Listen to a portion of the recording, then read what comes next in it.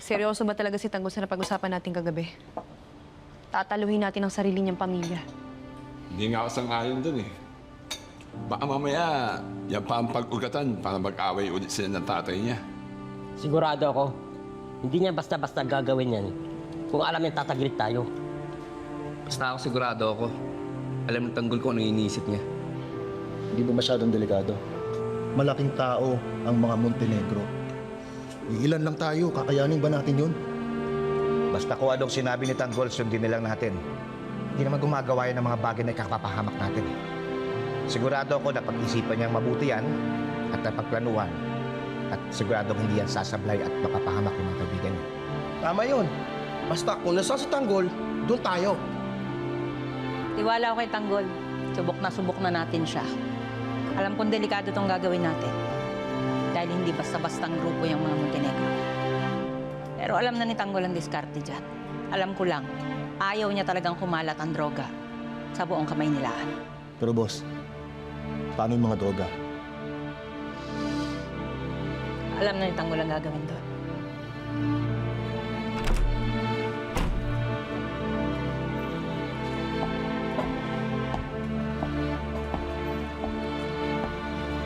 Kaya na Tanggol.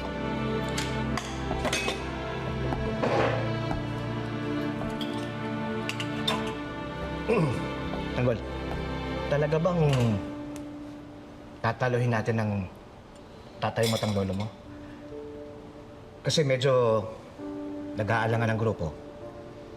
Pero, kung yun ang desisyon mo, naiintindihan namin at susunod kami. Alam naman namin na ayaw mo lang talagang kumalat ang droga sa buong Kamaynilaan. Tama ka doon. May pera na tayo. May mga negosyo. Meron pa tayong mga diamante. Sa pamamaraan na yan, huwag na sana tayo maging dahilan para masira pa ang buhay ng maraming Pilipino. Kung sa bagay, kahit sa maliit ng pamamaraan na yan, matutulungan natin yung bansa natin. Matutulungan din natin mga polis. Tanggol, teka lang. Paano pa nagkabarilan mamaya? Mamaya mayari natin tatay at lulo mo. Siyempre, di natin masasabi yung mangyayari.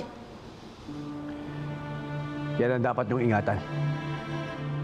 Walang dapat na mangyaring masama kay Papa at kay Lolo. Tanggol, alam mo naman pagdating sa laban, di natin alam kung sino yung mamamatay. Kaya paplanuhin natin mabuti ang mangyayari mamaya. Paano mangyayari, Tanggol? Hindi ko pa alam. Kinakailangan makapunta ako sa mansyon para malaman ko kung anong transaksyon na mangyayari.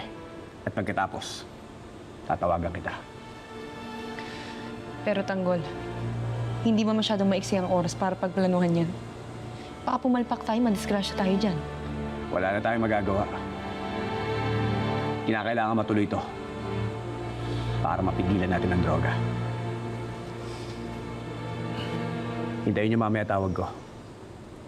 At saka ko sasabihin sa inyo kung anong gagawin niyo.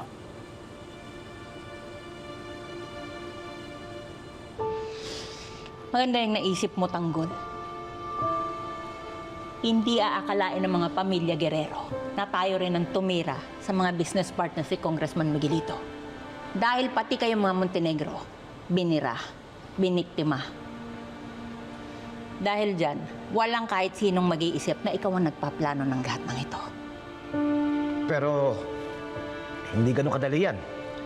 Dahil pagkatapos sa lahat ng ito, sigurado hahuntingin tayo na mga yan para mabawi yung pera at mga droga na nakuha natin. Pagkatapos ng araw na to, maglalaylo muna tayo. Magpapalamig. Kinakailangan natin linisin ang lahat ng bakas para hindi tayo mahanap. Aralin nyo ang lahat ng mga dadaanan nyo. Tignan nyo ang lahat ng mga CCTV. Lalo na ang lugar ng transaksyon. Kami na bahala dyan, Tanggol. Aalis muna ako. Pupunta ako ng mansyon. Sasabihin ko kila Papa na sasama ako sa kanila. Sige na, Tanggol. Para hindi ka nila mahalata. Hintayin niyo ang tawag ko.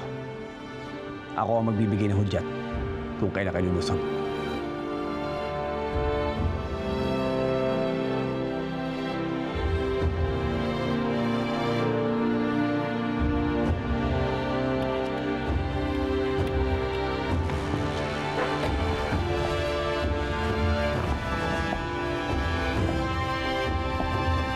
Handa ka na ba? Handa na po. Game na! Kaka-nervous to, ah. Is someone making you happy?